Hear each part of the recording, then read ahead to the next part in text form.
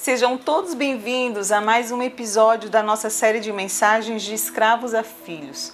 No episódio anterior, nós estivemos falando acerca do propósito de Deus em criar o homem e o colocar dentro de um jardim plantado em sua presença, um jardim de delícias, de prazer, de alegria e paz.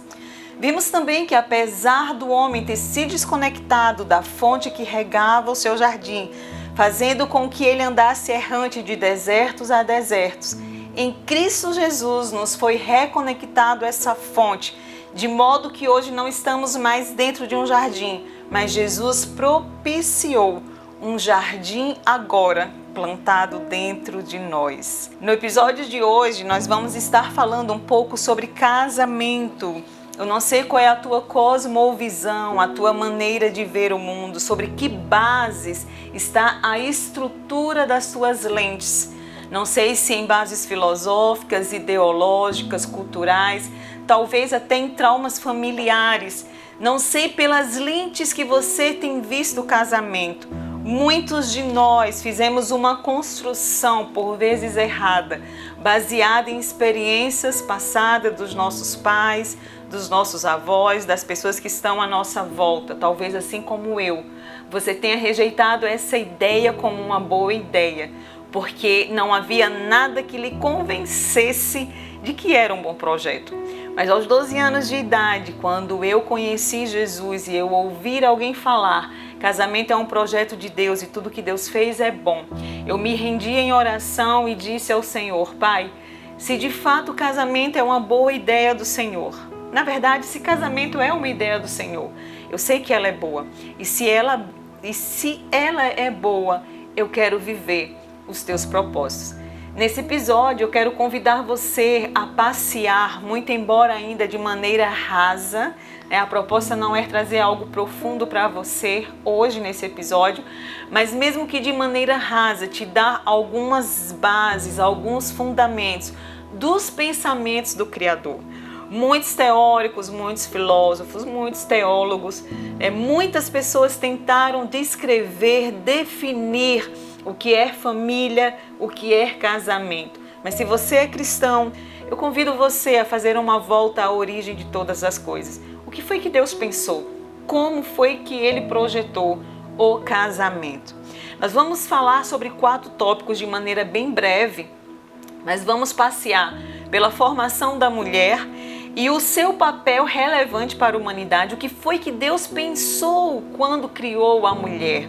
Muito embora nós temos aí uma herança cultural, que degradou a imagem da mulher, por vezes nos fazendo pensar que o pensamento de Deus acerca da mulher era um pensamento, muitas vezes chamado como machista, sexista, não sei como você prefere. Mas eu queria te encorajar de verdade a buscar a mente do Criador nesses dias. O que Deus pensou quando criou você, mulher, quando criou a mim, mulher. Vamos falar também sobre o tempo de Deus para nos conduzir a esse propósito, principalmente ao propósito familiar. Existe um tempo, existe um modo de se fazer, e nós vamos ver isso como foi o modo operandi de Deus no começo da criação. Vamos falar sobre casamento e seus princípios e, por fim, vamos falar sobre o sexo, procriação ou propósito. O que será que Deus pensou aí acerca do sexo quando nos entregou? Mas, para embasar as nossas falas, eu quero aqui ler de forma bem breve com você a passagem que se encontra em Gênesis 2, a partir do versículo 18. Só para embasar, talvez você conheça já essa passagem, mas eu quero trazer ela como autoridade para nos fundamentar nesse episódio. Diz assim: disse o Senhor Deus, não é bom que o homem esteja só. Far-lhe-ei uma auxiliadora, uma adjuntora, que esteja como diante dele, que lhe seja completa. Havendo, pois, o Senhor Deus formado da terra todo o animal do campo, toda a ave dos céus, trouxe a Adão, a fim de que Adão colocasse o nome em todos eles, para ver como lhe chamaria. E tudo que Adão chamou a toda alma vivente, isso foi o seu nome. E Adão pôs os nomes a todo gado, às aves dos céus e a todo animal do campo. Mas para o homem não se achava adjuntora que estivesse como diante dele. Então O Senhor fez cair um sono pesado sobre Adão, e este adormeceu. E tomou uma das costelas e cerrou a carne em seu lugar. E da costela que o Senhor Deus tomou do homem, formou uma mulher e trouxe-a a Adão. E disse a Adão: esta é agora osso dos meus ossos, carne da minha carne. Esta será chamada varoa, porquanto do varão foi tomada. Porquanto deixará o varão o seu pai e a sua mãe, e apegar-se-á a sua mulher, e serão ambos uma só carne. É uma passagem bem conhecida por todos nós. A formação da mulher e a instituição do casamento. Aqui eu quero começar falando com você, como eu disse, sobre a formação da mulher. Quando eu li essa passagem, desde a minha infância, eu ficava pensando, ou sempre me era passada, uma ideia de que a criação estava um pouco imperfeita. Me parece nas narrativas que as pessoas fazem, de que Deus estava dando um passeio pelo Éden para ver se havia alguma imperfeição na sua criação, de modo que ele de repente se depara com a solidão de Adão e disse: bichinho, não é bom que ele esteja só, vou fazer uma mulher para lhe fazer companhia. Não penso ser assim o Deus que vejo revelado nas escrituras sagradas de Gênesis a Apocalipse, o Deus que estendeu com tanta sabedoria e inteligência todas as coisas. Não precisa de uma profunda reflexão acerca do assunto para chegarmos a essa conclusão. Basta olharmos para a anatomia masculina e vermos que ele já foi pronto, ele já foi projetado, esperando uma mulher. Os seus hormônios, a sua genitália, o funcionamento do seu corpo já havia sido preparado para esperar essa mulher. Mas aqui eu pergunto para você, por que razão Deus não criou o homem e a mulher juntos?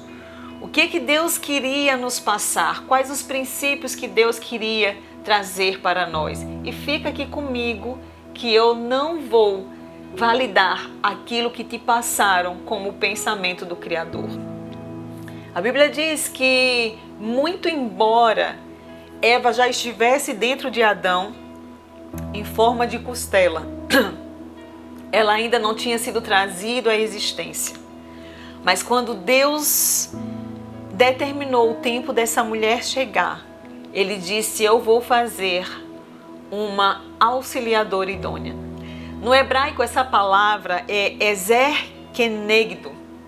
Essa palavra ezer kenegdo quer dizer socorro, ajuda, adequado, aquela ou aquele que completa. Não sei se você sabia, não sei se te contaram, mas essa expressão ezer, ela aparece 21 vezes no Antigo Testamento e ela é utilizada apenas 2 vezes para falar acerca da mulher. E o restante dessas repetições é em relação a Deus que ela é empregada. Quando você vê lá em Salmos, passagens como Salmo, passagem como Deuteronômio, Êxodo, passagens que diz: Ele é o meu auxílio, Ele é o meu socorro bem presente, Ele é aquele que me ajuda. A mesma palavra que Deus determinou para a mulher é a mesma palavra que Ele determinou a si mesmo em relação ao seu povo. Sou eu que te ajudo, sou eu que te auxilio, sou eu que vou em teu socorro. 2 dessas passagens, uma se encontra lá em Ezequiel, outra em Daniel, se refere a uma ajuda militar. E isso faz alusão, não sei se faz sentido para você, mas para mim faz muito sentido, da nossa força, a força que a mulher carrega para resolver conflitos, a força que a mulher carrega para mudar destinos e apontar gerações. Nós podemos ver a força de Abigail, que aplacou a ira de uma guerra que estava iminente. Podemos ver também a força, o auxílio de Débora, que se levantou como uma mãe na nação de Israel e à frente de um exército ganhou a batalha para o povo de Deus. O que falar de tantas mulheres que a história nos conta, mulheres guerreiras, mulheres que foram como uma ajuda militar no meio do caos, no meio da guerra. Sim, mulher, essa é você. Foi isso que Deus pensou quando disse a Adão: Eu vou fazer uma mulher, mas não é só uma pessoa para que lhe corresponda sexualmente. É uma pessoa que ela vai trazer a força de um exército dentro dela. Ela vai ser uma ajudadora sábia, uma ajudadora idônea. E juntos vocês irão construir um propósito. Juntos vocês entregarão algo. Se não, o que falar também de João 14, 26, quando o próprio Cristo ele disse: não fiquem tristes, é necessário que eu vá, porque se eu não for, ele não vem. Ele quem? Olha o que ele afirma aqui em João 14, 26. Ele disse: mas o ajudador, o Espírito Santo, que o Pai enviará em meu nome, lhes ensinará todas as coisas e ele lhes fará lembrar tudo o que eu lhes disse. O Espírito Santo que nos foi entregue, ele foi chamado como o auxiliador, como o ajudador, como o consolador. O Espírito Santo, o Deus da Trindade, ele também carrega e ele também tem esse propósito de trazer a força do auxílio, a força da ajuda, a força da orientação, a força da sabedoria. Então, se a história que te passaram, se a história que te narraram é que você tem um papel, mulher, que não seja relevante, não é a mente do Criador que você está lendo. Deus, assim como a Trindade, Deus Pai, Deus Filho e Deus Espírito Santo, assim como diferentes em suas funções, mas único ao ponto de não desassociarem-se em seus propósitos e em sua ação. Foram capazes de unidos, quando ele diz: façamos o homem à nossa imagem e semelhança. A Bíblia fala em João 1 também, que foi o Espírito que pairava sobre a água, foi a palavra, o verbo Jesus que depois encarnado, e foi o poder do Pai que fundidos, que unidos, deu à existência todas essas coisas. Então, quando Deus pensou a criação do homem e da mulher, Deus não pensou em pessoas diferentes em tamanho, mas diferentes em funções. Esse é o pensamento do Senhor e você encontra essa verdade nas Escrituras Sagradas. Macho e fêmea, criados igualmente à imagem de Deus, mas com diferentes atribuições, funções igualmente importantes em seu reino. Esta gloriosa diferença aponta para o nosso glorioso Deus triuno. O apóstolo Paulo também chega a afirmar: em Cristo não existe homem ou mulher, em Cristo não existe grego ou judeu, não existe escravo ou livre, porque de todos ele fez um só. Não existe acepção de pessoas, somos diferentes, porém igualmente preciosos. Há quem diga que Deus não tirou a mulher dos pés para que não fosse pisada e não tirou da cabeça para que não tivesse acima pisando também, mas a tirou do lado para que tivesse como companheira, como parceira, diante dele, o ajudando. E isso a gente pode ver quando o próprio Adão, ele diz: esta vai se chamar varoa. Varoa no original é Isha e varão é Ish. Você pode dar uma pesquisada aí para ver, eu não sei se eu estou pronunciando certo, mas é assim que pelo menos a escrita me sugere. E a palavra Isha, ela tem apenas um complemento do ar com o H, que é um complemento feminino para determinar o gênero. Então Adão estava dizendo: essa é igual a mim, ela é igual a mim, ela é um complemento, né? Ela está diante de mim, ela é osso dos meus ossos, ela é carne da minha carne. Então Adão, por revelação divina, percebeu que a mulher havia sido tirada dele e seu ato de dar o nome à sua esposa reforçou a sua liderança e autoridade sobre ela. Mas seu nome indicou também que ele compreendeu a igualdade dela com ele como sua parceira. A gente vai falar mais um pouco disso. Eu sei que em pleno 2021 nós ouvirmos coisas como essa, a nossa bagagem nos sugere, mulher, talvez um comichão em nossos ouvidos. Não nos parece algo agradável de ouvir, mas eu quero falar para você o que o Criador pensou acerca de mim e de você. Ele nunca esteve nos planos de Deus fazer com que a mulher fosse subjugada ou diminuída. Mas a importância que Deus deu à mulher, ao papel da mulher, foi um papel de grande relevância, ou seja, olha, sem ela vai ficar incompleto. Se ela não agir, se ela não funcionar, se ela não fizer aquilo que eu a fiz para fazer, a coisa não vai ser entregue no seu propósito. O segundo ponto é o tempo de Deus em relação a esse propósito chamado família. A verdade é que muitos de nós, independente de crença, de raça, independente de geografia, independente de religião, trazemos em nós essa necessidade de conexão, de nos conectarmos em relacionamento. E essa necessidade, ela vem justamente daquilo que o Criador colocou dentro de nós. Mas a Bíblia diz que para cada coisa existe um tempo, para cada propósito existe um modo. E eu fico pensando, como eu estava falando, eu não penso que Deus, ele estava passeando no jardim e viu que estava algo imperfeito na sua criação. Não, Eva já estava dentro de Adão esperando o tempo certo para se manifestar, para manifestar o propósito que Deus desejava. Na narrativa lida, se você observar, Deus diz que ele trouxe todos os animais diante de Adão para que Adão o nomeasse. E depois de concluído esta tarefa, Deus fez com que Adão entrasse em um sono profundo.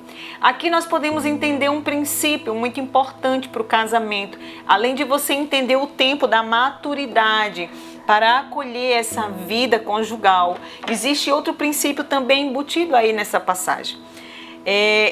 A Bíblia fala em Provérbios 24, 27. Termine primeiro o seu trabalho a céu aberto, deixe pronta a sua lavoura, depois constitua família. Provérbios 24, 27.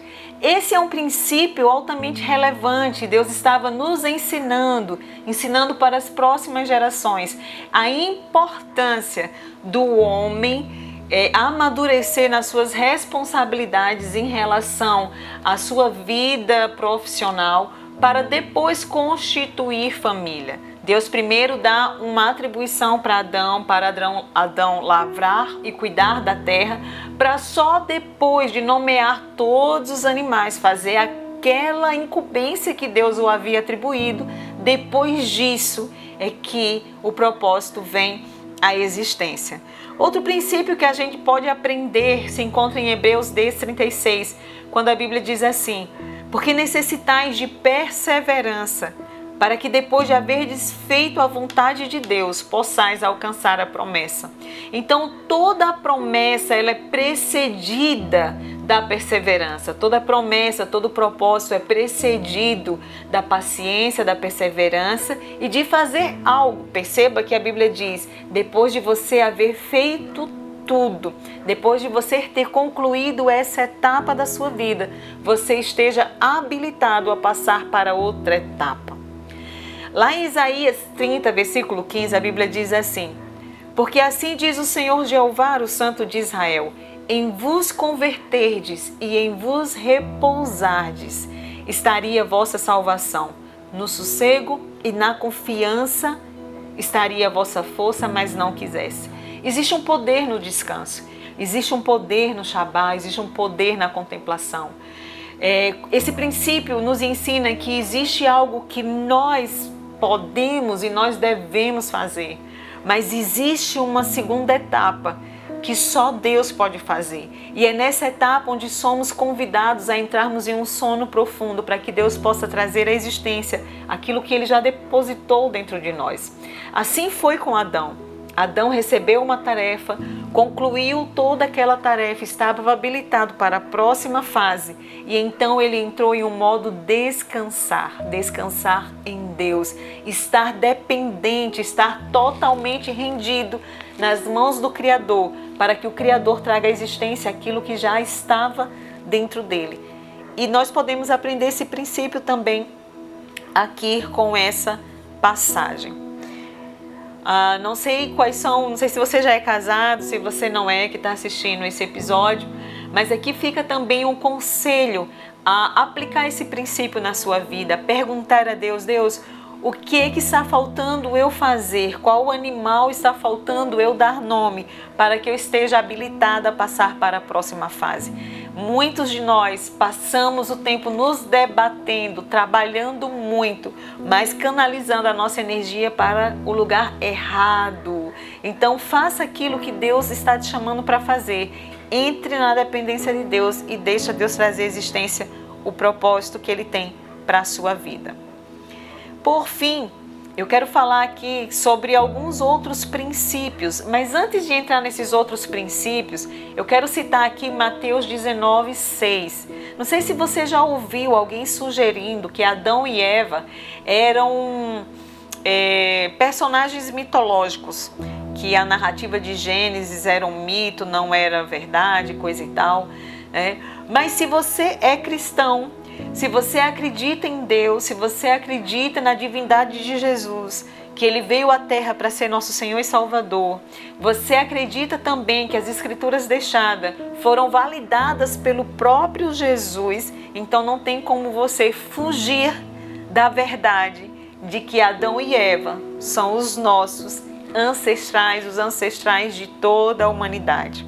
Veja o que Jesus diz em Mateus 19, versículo 6.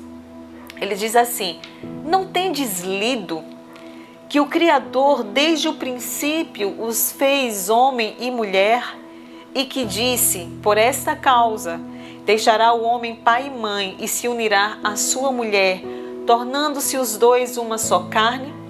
De modo que já não são mais dois, porém uma só carne. Portanto, o que Deus ajuntou, não separe o homem.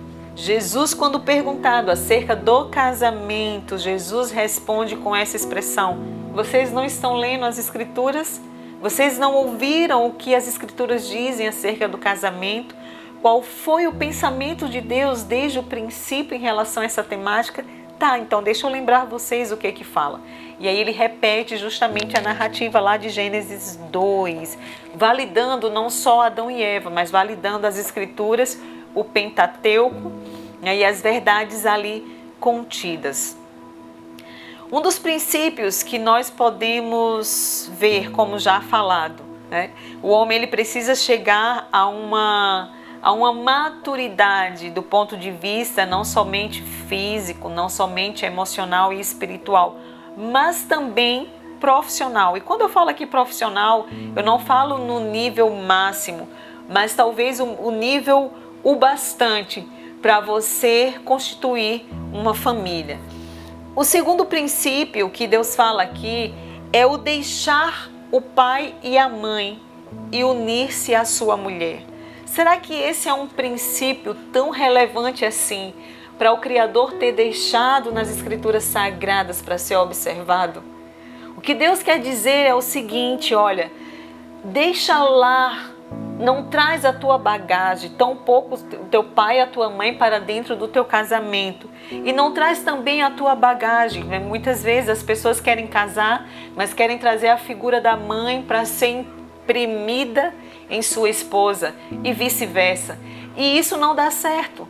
O que Deus está dizendo é: olha, você está apto, você está habilitado, você chegou no ponto adequado para deixar o seu pai e a sua mãe, você desfazer o cordão umbilical do ponto de vista emocional. E agora, se você era nutrido, agora você está habilitado para nutrir. Se você era protegido, agora você está habilitado para proteger. Se você era liderado, agora você está habilitado para liderar.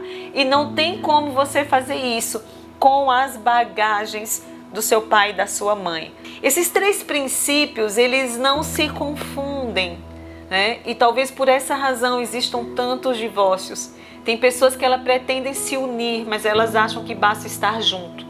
A Bíblia fala: deixará, você vai se juntar e serão os dois uma só carne, haverá uma unidade.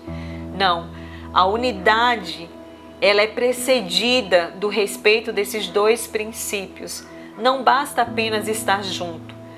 Não basta apenas querer se unir, é necessário deixar as suas bagagens, tanto fisicamente quanto emocionais, espirituais. Às vezes os casamentos têm sido arruinados porque nós ainda temos fantasmas dos nossos traumas da infância, da adolescência que trazemos de genealogia. E nós precisamos deixar para estarmos dispostos a construir algo. Então, precisamos observar esses dois princípios para que haja de fato a unidade proposta por Deus. O princípio bíblico do casamento não é para fazer você feliz, mas fazer o outro feliz. Veja o que Deus pensa acerca do casamento. Eu não sei se te contaram, eu não sei se passaram isso para você, mas olha o que Deus pensa para nós, principalmente mulheres. Deuteronômio 24:5. Deus disse: ao homem recém-casado, ele não vai sair à guerra, nem se lhe imporar qualquer encargo. Por 1 ano esse homem vai ficar livre em casa e promoverá a felicidade à mulher que tomou. Veja quais são os pensamentos de Deus para o casamento, senão para que eu e você fôssemos felizes. Ele disse: olha, não vai ser sua lua de mel, não vai ser um final de semana, sua lua de mel não vai ser um mês, mas eu determino que durante 1 ano esse homem faça essa mulher feliz. A Bíblia fala também sobre o princípio do ser uma só carne. Primeiro, você deixa pai e mãe. Segundo, você se junta à sua mulher. Terceiro, você se une para ser uma só carne. A regra é essa. Mas a nossa sociedade tem invertido a ordem das coisas. Primeiro, unir-se em carne. Depois, juntar-se. Depois, deixar pai e mãe. E a ordem nunca será essa do ponto de vista divino. E por essa razão também, por ferir também esses princípios, é que muitos de nós temos sofrido a consequência da quebra desse princípio.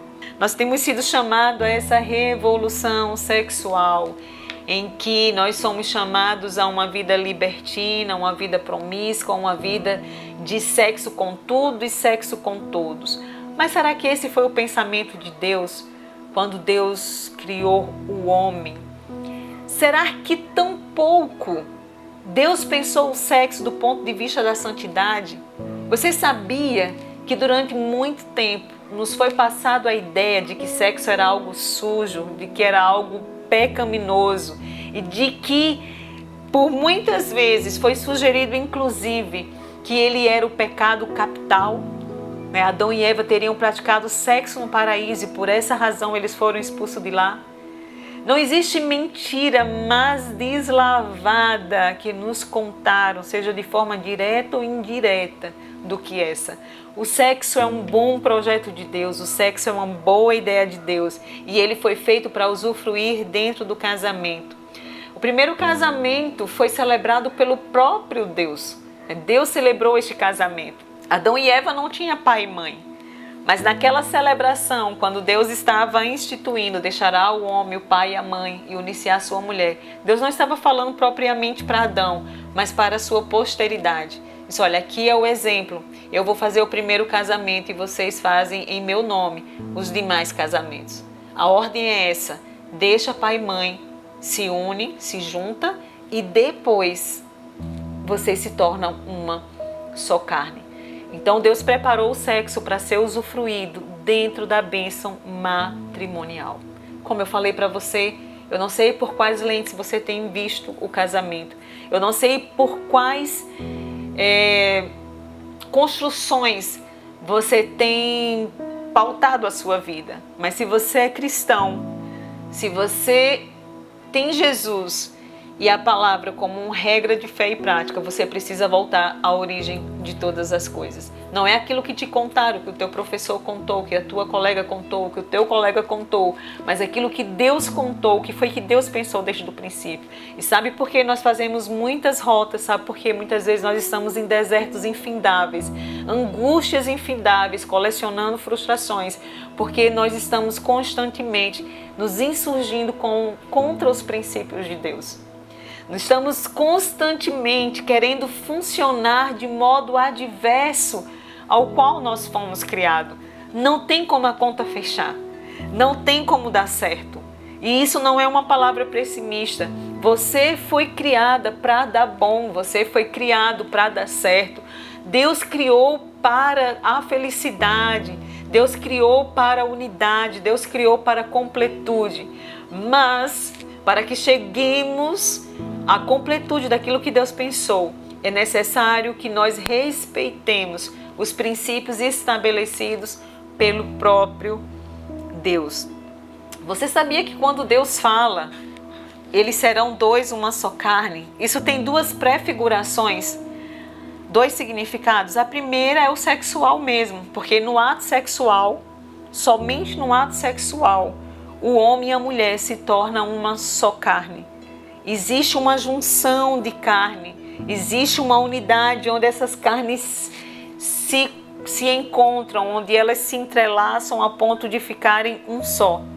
Ali é feita uma aliança, naquele ato, né, do ponto de vista divino, do ponto de vista de projeto de Deus, ali é feita uma aliança, ali é feito um casamento, ou ao menos era para ser feito, né?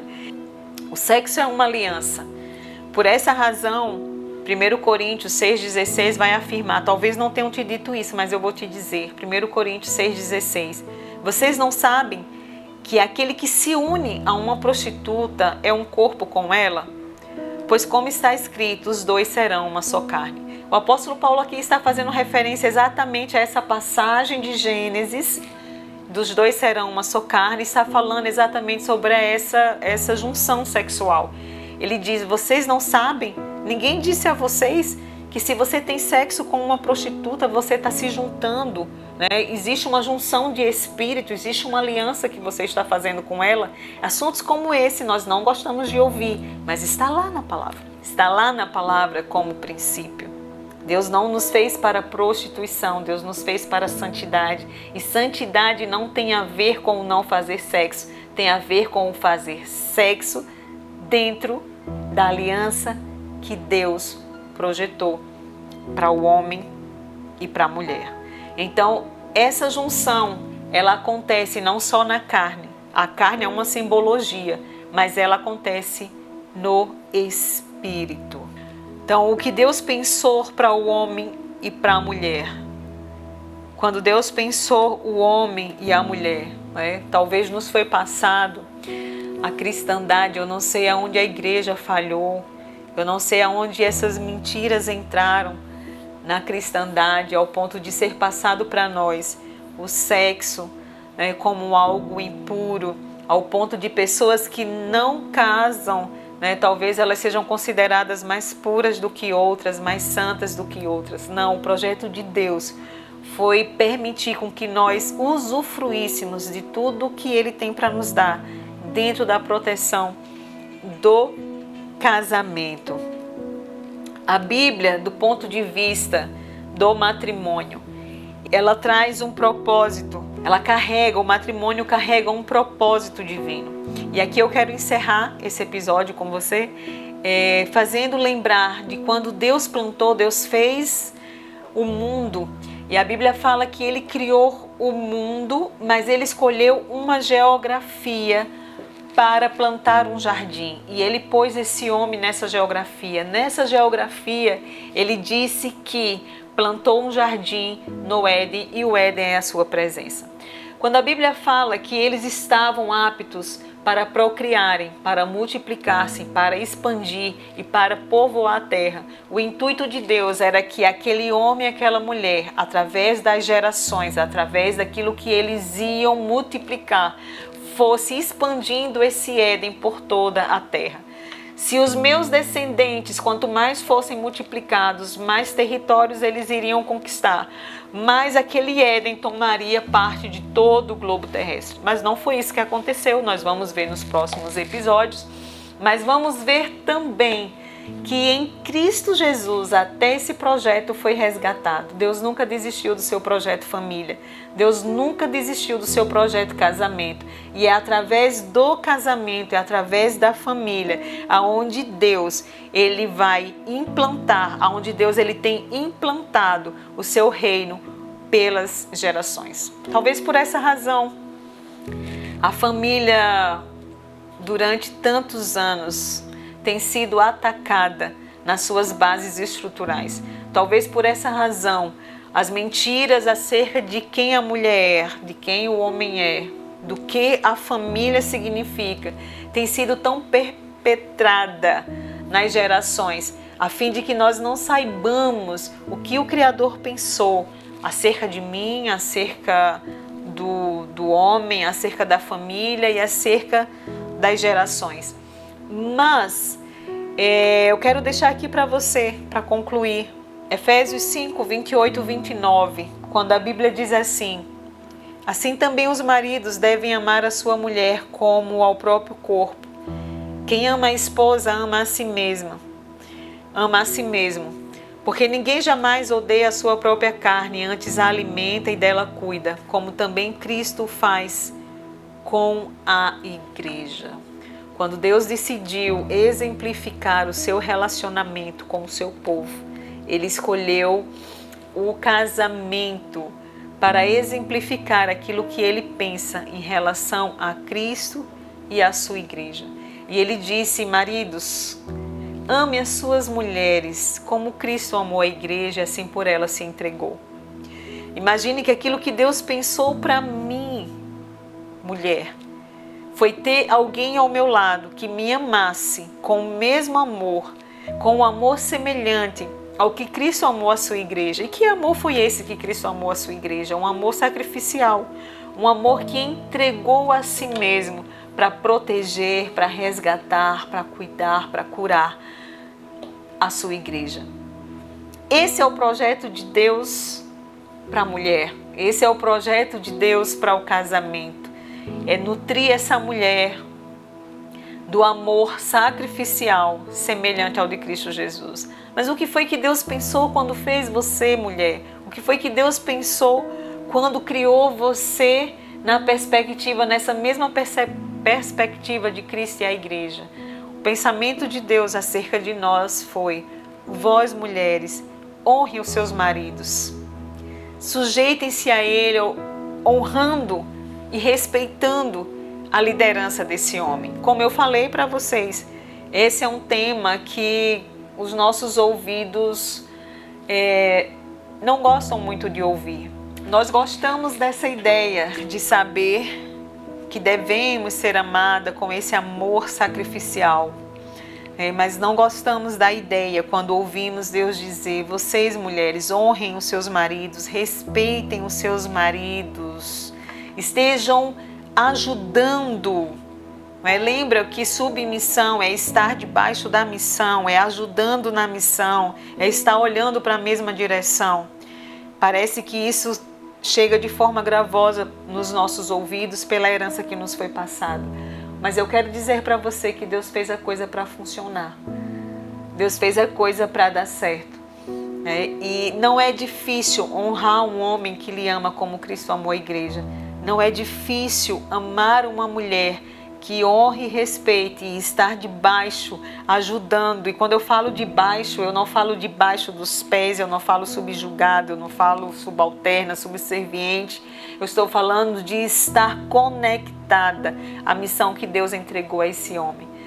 Concluindo, o desejo de Deus para o casamento é instituir famílias saudáveis, homem e mulher, filhos saudáveis que vivam o seu propósito e o passem para outras gerações, que lavrem, que cultivem, que cultuem, que passem de geração em geração o legado, expandindo em territórios, expandindo o Éden a partir de si.